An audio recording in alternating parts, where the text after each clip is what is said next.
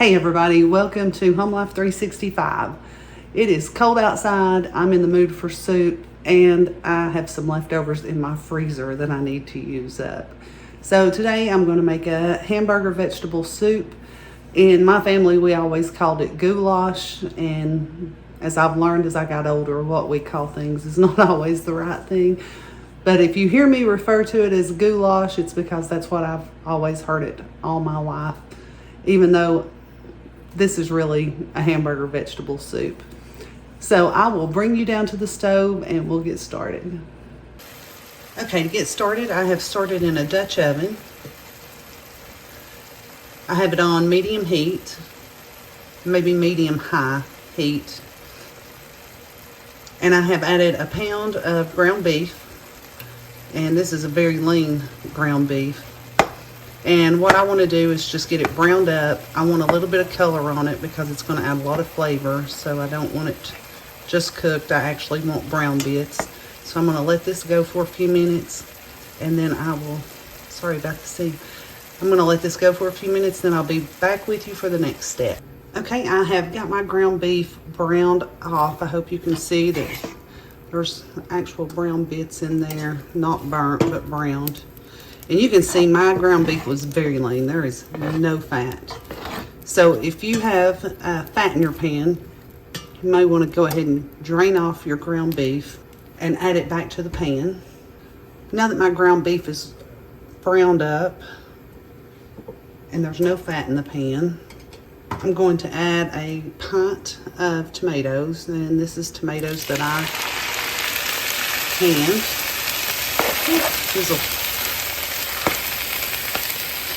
If you don't have home canned tomatoes, just add I think they're 15-ounce cans of just canned tomatoes. For simplicity, I would use diced tomatoes or crushed tomatoes. Like I said, mine are home canned and they're kind of crushed. To this, I also want to add about 4 cups of beef broth. That was 2. And 2 more.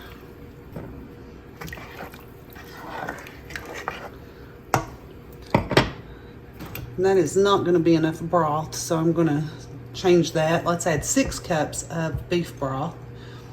Also, if you don't have a beef broth but you have vegetable broth, go ahead and use that. All right, and 2 more cups, so that's a total of 6 cups of beef broth. All right, now I want to do my seasonings. I'm going to add my basic seasonings that I use all the time. So I'm going to add garlic, and that's probably half a teaspoon.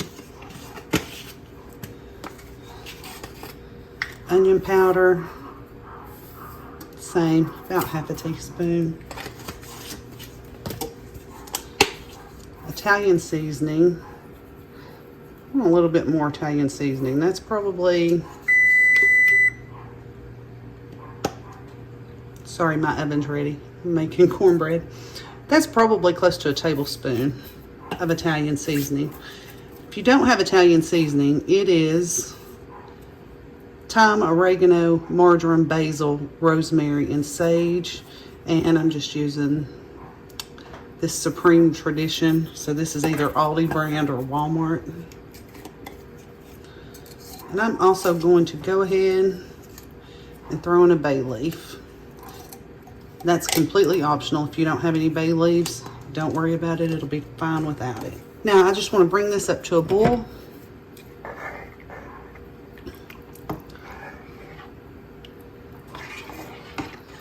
And once I get it up to a boil, I'll be back with you and we'll start adding in vegetables.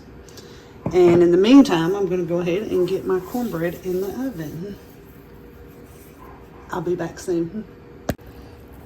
All right, we've got the soup. It's at a rolling boil, and it's been boiling for about 15 minutes, maybe 20. I'm sorry if you hear my little dog barking. So what I'm going to do now is I'm just going to go ahead and fish this bay leaf out. It's flavored the broth, and that's all we needed it to do. Nobody wants to get it in their bowl, so I'm going to remove that.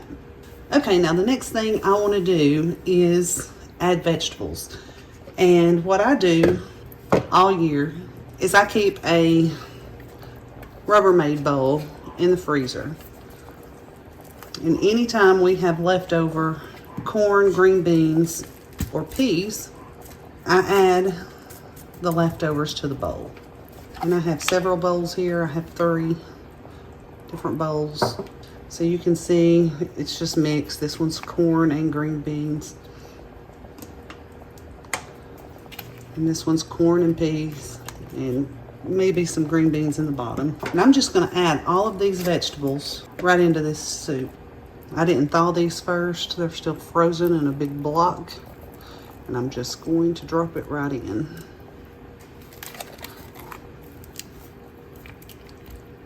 Now, if I didn't have these frozen vegetables, I would open a can of corn, a can of peas, and a can of green beans and drain them, and then add them into the soup, or use a bag of frozen soup vegetables.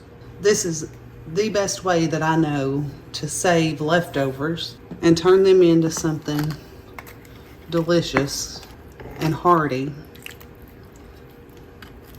Okay, I can see I have a lot of peas and I have a lot of corn, and I do not have a lot of green beans, which doesn't surprise me because at my house we don't have many leftover green beans. We tend to eat all of them, but we always have leftover corn and peas. So I'm going to grab a can of green beans and I'm going to open it and drain it. I'm just using some Great Value cut green beans. I'm going to pop the top off. I'm going to drain the juice off. I'm just going to add this can of green beans. And please, nobody leave comments about using canned vegetables. I know if you've got fresh vegetables, use them. If you've got frozen vegetables, use them. I'm using canned vegetables. It's what I have, and it's easy to stock, and most people keep them. All right, so I've got all of my vegetables, and you can see this is full of ground beef and vegetables. I'm going to bring this back up to a boil, and you may start seeing a layer of fat form on the top, and that's from using the leftovers, because when we have corn, there's butter on it, and when we do green beans, there's usually bacon fat. But my ground beef was so lean that that little bit of fat is not going to hurt at all. And if you drained your ground beef in the beginning, then there's not going to be a whole lot of fat on this soup except what was left on your leftover vegetables. And like I said, this is a great way to stop food waste, because that is a whole lot of vegetables. Besides the 1 can of green beans, it's a lot of vegetables that we would have thrown away throughout the year if we didn't have another use for them. So the fact that we just pop them in the freezer and use them for soups in the winter is a great way to stretch a dollar, and we all need to stretch dollars nowadays. So I want to bring this back up to a boil. Okay, I'm back, and you can see this has come up to a rolling boil. And you can also see this has turned into a large pot of soup. It is almost full. So I've got some decisions to make. I know that I only need about 3 bowls of soup for tonight. And this is far more than what I need for now. So I think what I'm going to do is, at this point, I'm going to go ahead and take about half of this, and I'm going to put it in a freezer-safe bowl. And I'm going to put this in the freezer. And next week, one evening after work, when I need a quick and easy supper, I can heat this up,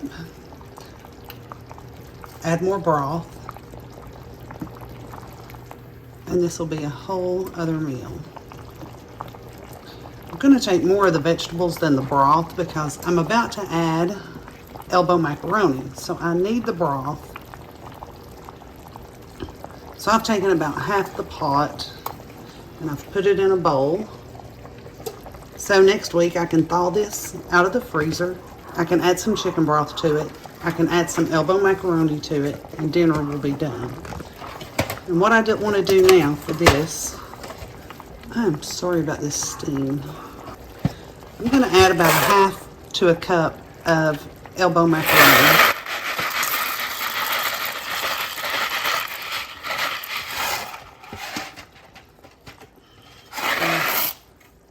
There wasn't enough there to save, so I added it all. I may end up having to add a little bit more water or broth to this. The elbow macaroni is going to thicken this up.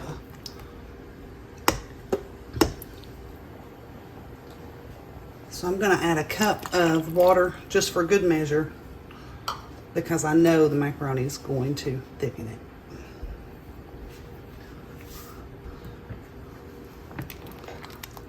All right, so the elbow macaroni says to cook for 9 minutes.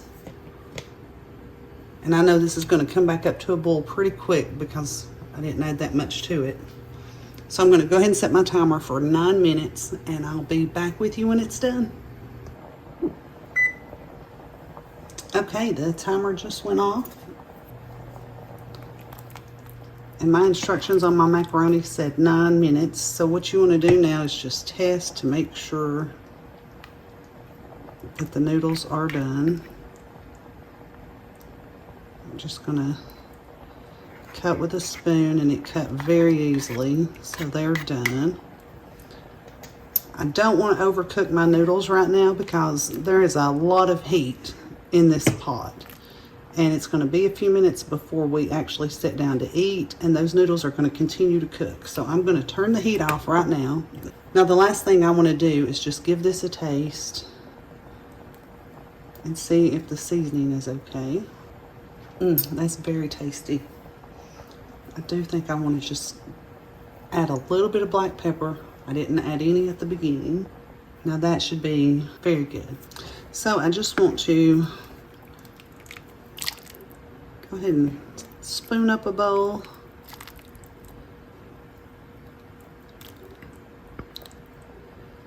And look there. It's going to be good. Okay, so you saw how simple that was. And I used up leftovers out of my refrigerator. And the only fresh ingredients I used was the pound of hamburger and a can of green beans. My Dutch oven is still half full of soup, so we have plenty for tonight, and we'll have leftovers for lunches. And I also got a large container that will be enough for dinner next week as well, that I can just label and put in the freezer when it cools off, and next week I can thaw it out, add some broth and macaroni noodles to it, and dinner's ready.